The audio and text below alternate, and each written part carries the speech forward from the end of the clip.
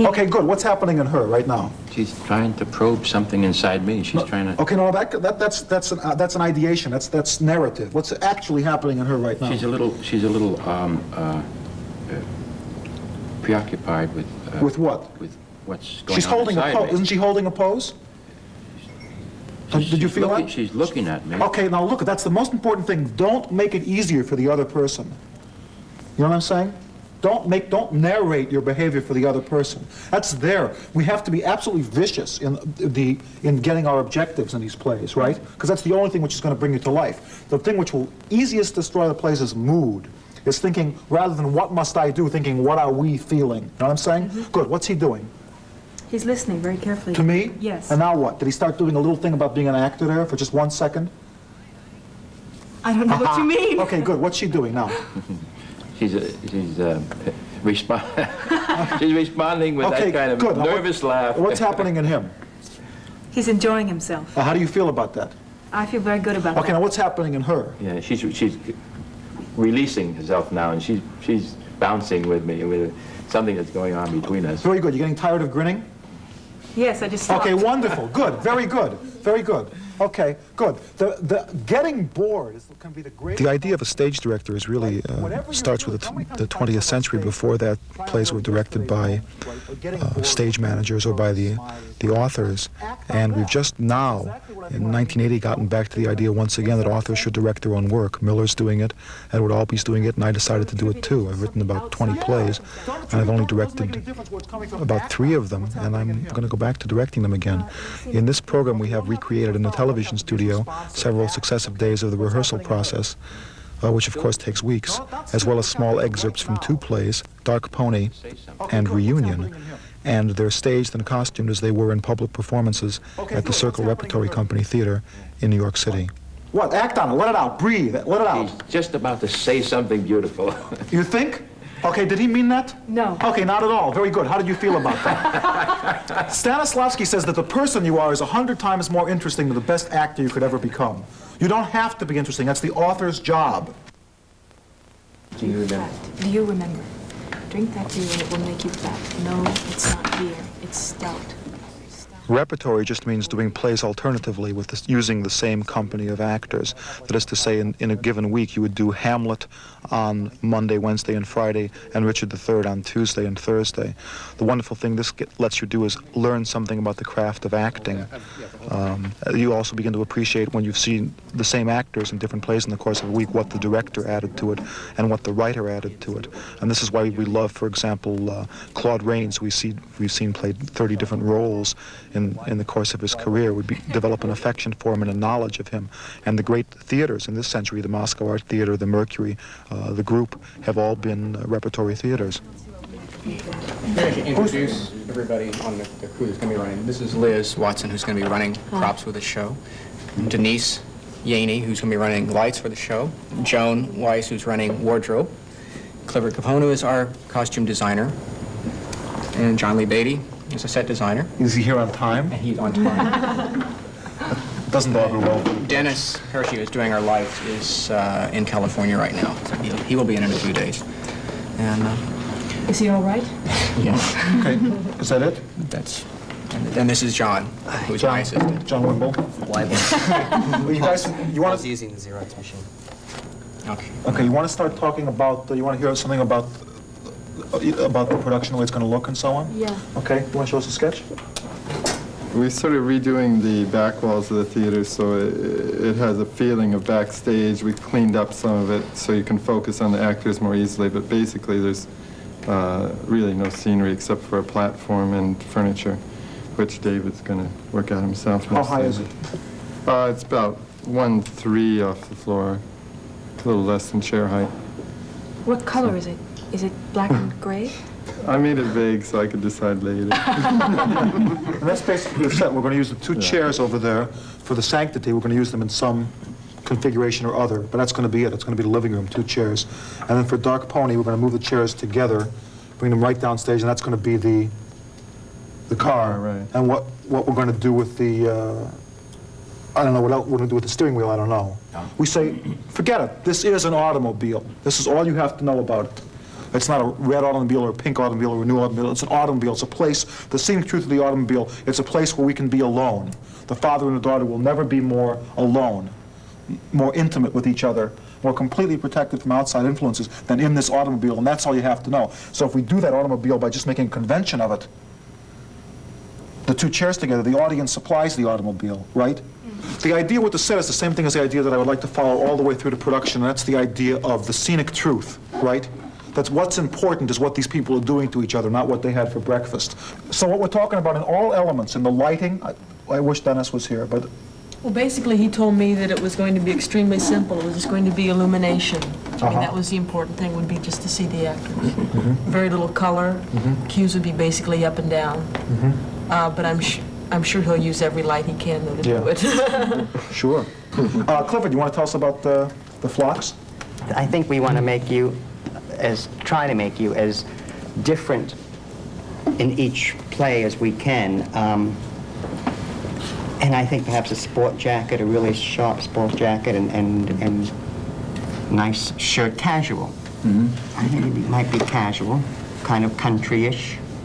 Because in Dark Pony, I think we'll probably try to go with some kind of maybe a heavy jacket of some kind, maybe a leather jacket. A car coat. Kind of a 1950-ish thing. These plays are very clean, I think, very clean and crisp, and you don't want to do a lot of What we do want to do, and that's why I like this, and I like that one too, is in everything that we do, especially in the acting, do that which is not that which is going to put forward the character, but that which is going to put forward the play.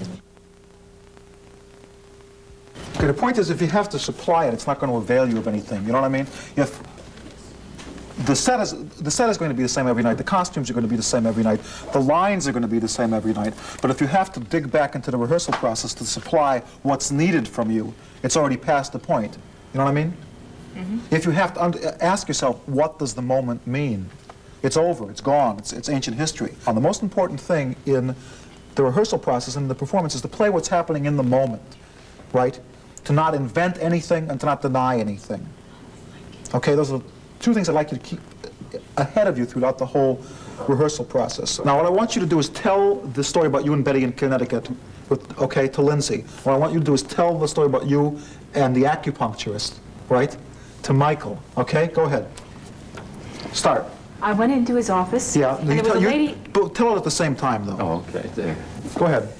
Okay, in this rehearsal period, I'm working with exercises which are the basic training exercises that I learned having to do with the Stanislavski system, or as it's sometimes known in this country, the method, or the method of physical action. And I learned them from Bill Esper, who learned them from Sandy Meisner, who learned them from Richard Boleslavsky, who learned them from Stanislavski. So I'm very proud to be a member of this tradition. I'm very proud to have learned something that dates back to 1905 that one can really use in working with the theater. The basic idea is that one only has so much concentration. If your concentration's on yourself, it can't be on your object. It can't be on what you're trying to achieve on the stage. If your concentration is on something else, it can't be on yourself because you only have that much. As Freud said, a man with a toothache can't be in love. And so what these exercises are designed to do are not to force the concentration, but for each actor to put the concentration on something more interesting at that moment than him or herself, that object being the person with whom they're dealing at that moment. Oh, you're going home to Annisquam? Yeah. Okay, uncross your legs because you're in the car. Okay, ready? Now, you're going to tell the story and you're going to tell the story. Okay, what's your relationship to each other? No. The Oneonta story. What's your relationship to each other? Your father and daughter. Okay, good. Ready? On your mark? Which story are we telling? You're going to tell a story about the acupuncturist. Oh. Okay? It was beautiful, beautiful mountains around there, in spite of the fact that we could see from our horizon to Okay, horizon. go on. And told her Let me take this away. I like to keep that. I never leave. Don't my just script. Forget the script. Until I get it on That's my- my responsibility. You do the acting. Go on. Okay. He told her that she had had a radical change in her diet very recently. He told her exactly what she had been eating and what she was eating now. He told her that whatever the activity that she had now, it caused her to sweat a good deal. And But she anyway, remained when we wet. left the hotel in the morning, is this what we're going to use? That's the car, yeah. Okay. Okay, we're just going to use that phone. Go on. Anyway. Don't do it. Just have it, okay? We decided that we were going to stop in every little town and not big town in New York State. And we stopped in these little places where they had yard sales and little bookshops and so forth. He took And we her into a went- back room, and he told her that to lie down and to take off her socks. He put needles in her feet, and he put needles in her wrists, and he put needles up around her nose. And Betty is Neither very side of interested her- in books, so we found this place where they sold old books. And believe it or not, in these old little towns, about 1,500 people, she got picked up first edition books. But that which were wasn't all. marvelous. He took little dishes, and he put... Okay, good, very good, very good. Am I Now, supposed to be listening to what? You are listening to her, you are listening to her. Okay, very good. Now, how are you up on your lines for Dark Pony? Dark Pony is a short play about a father and daughter driving home in an automobile at night. The father is 25 years old, and the daughter is 5, and he's telling her a story about an Indian. You know, right? Right. You stop as if you do to a child, right? You know, like you play that game with a child, Yeah. and she has to fill in the word. So whenever he gets to the word and he stops, you have to fill in the word immediately. The first word that comes to mind. You just have like a tenth of a second. Ready? On your mark, get set, go. Once upon a time, there was an... Porcupine. In the days when wild things roamed the... Water. He was a brave and very handsome. What's a brave? A man who fights in... Pajamas.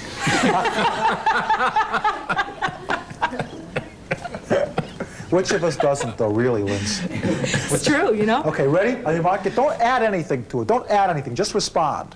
Okay?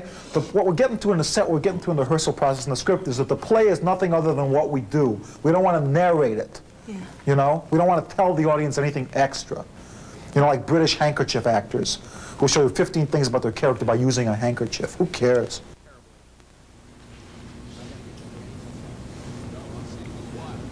Once upon a time, there was an Indian. In the days when wild things roamed the land, and long before the white man came here. When was this? A long, long time ago. Long ago. He was a brave and very handsome. What's a brave? A man who fights in war, a young man.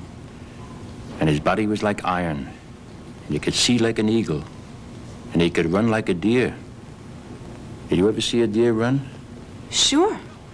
And swim like a fish? And he ran like a deer? Yes. Hopping? No, not hopping. But as fast as deer run when they run. And could he hop a fence? He could jump over it, yes. Good. His name was Rainboy. And he was beloved by all his tribe because he was both brave and strong. And he brought happiness to all around him just by smiling, if the times were bad, or singing songs he used to sing, or telling stories. Then he would act out the parts. He was a renowned fighter. Who'd they fight? Other tribes? The Germans? No. And Rainboy had a special friend. I know. Who? Dark Pony. Yes, Dark Pony. When he was in trouble or whenever he found he needed help, then he would call his friend Dark Pony. He would say, Dark Pony, Dark Pony, your friend Rainboy calls to you. Then he'd look up if they were down in the valley, or around if they were in a culvert or a stream, or if they were high on a meadow. He would see a speck, a dark red speck, Like blood. red like a rose, like sunset in the wheat or grass, galloping towards him. Dark Pony come to help him. Your friend Rainboy calls to you. If he was wounded, pick him up and carry him away upon his back. If he was thirsty, bring him cool stream water in a hide. If he was hungry, bring him food. Something to eat. Secant. Denise, secant. Section of a circle. Secant. Thank you. You're welcome. Okay. Page 9. Take your scripts. The whole idea of directing a play is bringing out the performance through the actors. The rest of it is secondary. And what that means is teaching the actors the score of the play, just as you teach a musician the score of a piece of music. And the score is the actions. It's not the appearance. It's not the emotions. It's what the character actually does. So what one has to do in a rehearsal process is make clear to the actor, through explanation, through repetition, through examination, what the character in the play actually does physically. Is he opening a window here? Is he trying to get somebody's attention? attention here? Is he waiting for his mother here? What the character actually does, because that's the score of the play. This is Reunion, which is a play about a father and a daughter meeting after an absence of 20 years. Go ahead.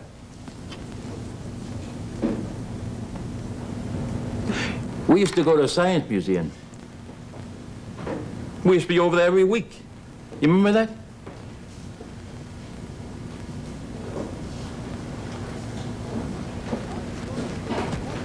You were a beautiful kid. You were everything to your mother and me. I still got the pictures. You want to see how cute you were? You wait here. Okay, good. Take it again. You're missing some lines. We used to go to the Science Museum. We used to be there every week, see the locomotive, the steam engine. Remember that? You were a beautiful kid. Yeah. Okay? Now, don't add anything to it, Lynn. Just take it from him. This is very good. Your instinct about not answering the question is very good. But just take it from him, whatever it is. Okay? What are you expecting when he brings you these pictures? What's it going to look like? I think I'm a little troubled by seeing the pictures. I expect that I'm going to look unhappy. Okay, good. That's very good. Good. Okay, go ahead. We used to be there every week. Yeah. You remember going to the Science Museum? Hey. You remember going to the Science Museum? We used to be over there every week. See the locomotive, the steam engine? You remember that?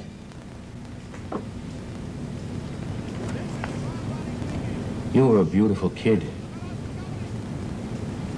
You were everything to your mother and me.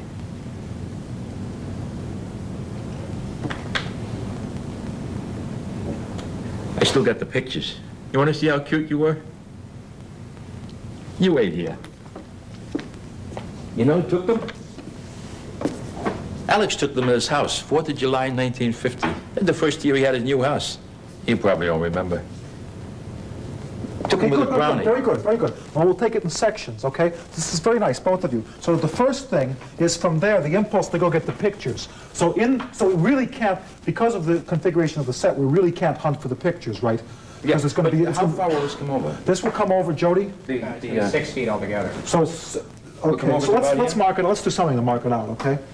Well, okay, so you really can't look for the pictures because it's going to be a bare table, okay? So what we have to do is stop you. So that the first move is, I'm going to get the pictures. Go to get the pictures. Then it occurs to you, very good, like it did. You know who took these? Alex took these 4th of July 19... right here. Well, you're going to have to get a little bit here of her. Well, that'd be all right, because Okay. if it comes to here, then he'll be able to... And then when you play that moment out, Lindsay, play this moment out about you probably don't remember. Play that moment out to wherever it takes you. And then when that moment's done, what we'll kick in is to go for the thing. And what's the next line? You took him to the... Okay, so you probably don't remember. Play that moment out. Go over here and then let it take you back to her. Took him with his brownie. Doing his brownie. Yeah, okay. You were crying for you some were reason, crying blah, for blah, some blah. reason, and Look at the camera, baby. Play that moment out. And then go into the thing. So rather than being a mishmash of ambivalence, Right. it's absolutely going to get the pictures and absolutely stopping to talk to her, okay? Good. From? Take it from, do you remember going to the Science Museum? Good.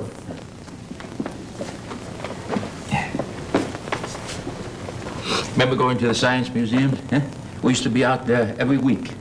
See the locomotive, the steam engine? Remember that?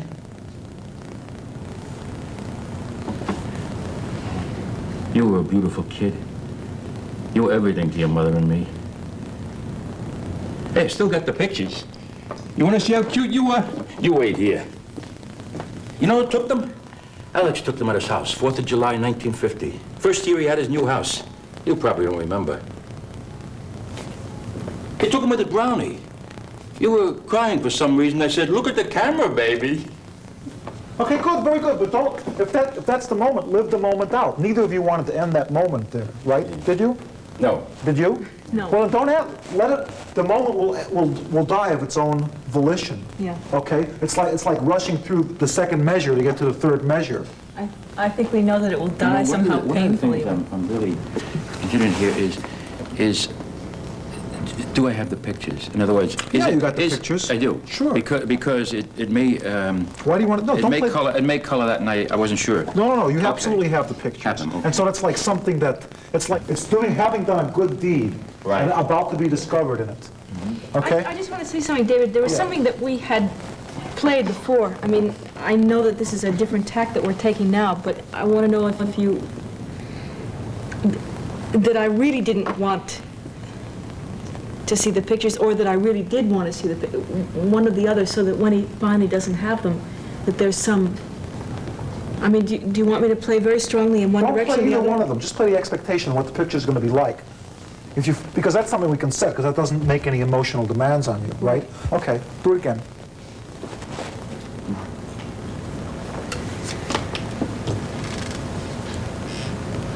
Steam engine. Remember going to the Science Museum? We used to be out there every week. See the locomotive, the steam engine? You remember that?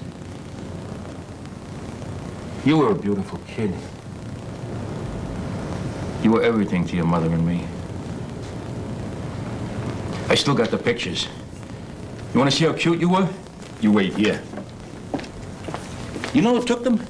Alex took them to his house, 4th of July, 1950. First year he had his newest house.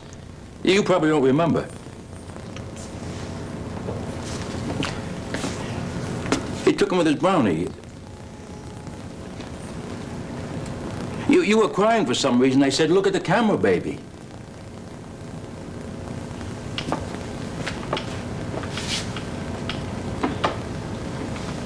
I'd be goddamned if I know where those pictures are. It's okay. Well, they're around here somewhere. It's okay, Bernie. But where can they be? I look at them constantly.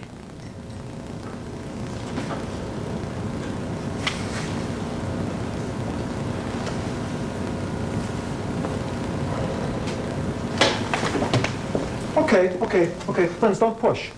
You know what I'm thinking? Suddenly I have to have another cigarette. Okay, let's not worry. I mean, if that's the worst thing, Ken O'Hara, that ever happens to us in a production, let's not worry about it. Okay, you were pushing in the other thing. You were like glazed. That's okay. Took a different turn. Yeah, that's okay. But I think it was what was absolutely happening okay. at the time. It's quite right. It was like there was a great logic in it because you guys were playing it moment to moment. That's all that your responsibility is. Okay, make it. You can make it if the thing kicks in quicker about you were crying for some reason. Let it happen. Yeah. Let it just happen. I mean, your instinct is to go quicker. If it happens, go quicker. I think when I get the whole roll of it, how it feels, it'll move. Well, let's just try to be mechanical about it because that'll free you. Okay, you know what I'm saying? I know what you mean. Yeah. Okay, let's try it again. Let's try it again. What you guys are doing is very good. The instinct of looking and starting right now is very good. Okay? Yeah. I don't know what the glaze comes from. You're trying too hard. You're trying to But make... isn't that what I'm doing in the reunion? Ah, forget it. You're trying too hard. You're looking too hard. What you're doing in the reunion is what? Getting him to be my father. Okay, it's just like that thing we were doing. Remember when we were doing about getting him to stay? We were doing Sanctity that day? Yeah. And you were starting to get him to stay when he's already there? Yeah. Okay, you understand what I'm talking about? I think so. The thing is that everything, because of the nature of this meeting, everything has such tremendous importance. Well, if it has, oh yes, but you see, that's added. If it has meaning, let it have meaning. Let it have real meaning. If it doesn't have meaning, leave it alone. Wait till something does have meaning, okay? Okay? Yeah. Because what you do this way, you give it all equal weight, right? You're forcing yourself to concentrate. I'm looking, when I'm trying to, if I do say that should I say that I remember? What should I do? Well, the difference is... See where I am? Yeah, but the difference is right now it's brought you to life. Before it brought you to death. What you're doing now, the question, the searching in him, if the answer's in him, it brings you to life. If the answer's in you, it kills you. So the difference is between searching. What is he doing? Well, do you want that much? However much it means to you. However much it means to you. He's about to bring you some pictures which are probably going to be of you being unhappy. You might not even want to look at him. Yeah. Don't legislate it into yourself. Just do it, okay? Go ahead, do it.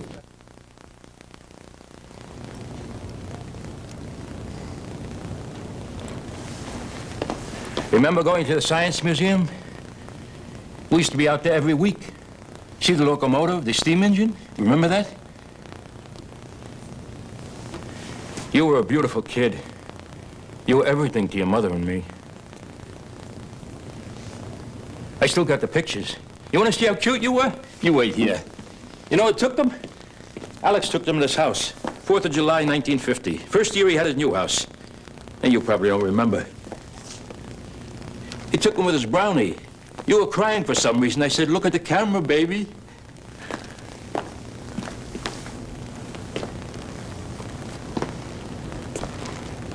Be goddamned if I know where those pictures are. It's okay. Well, they're around here somewhere. It's okay, Bernie. Where can they be? I look at them constantly.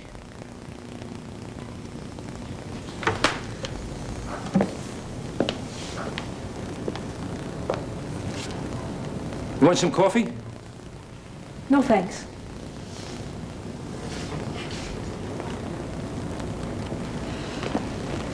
You smoke too much.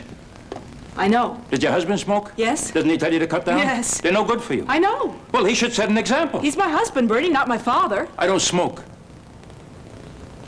I give it up when I went on a wagon.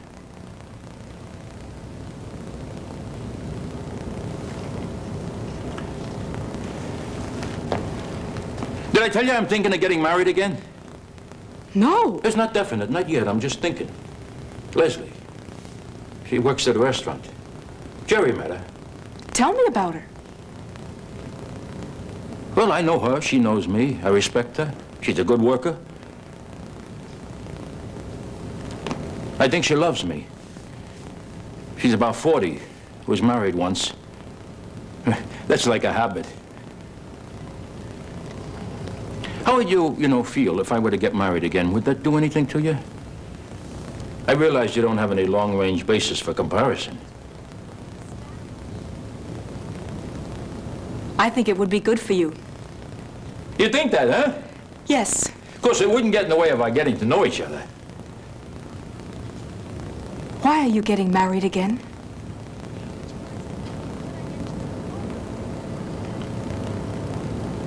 Companionship.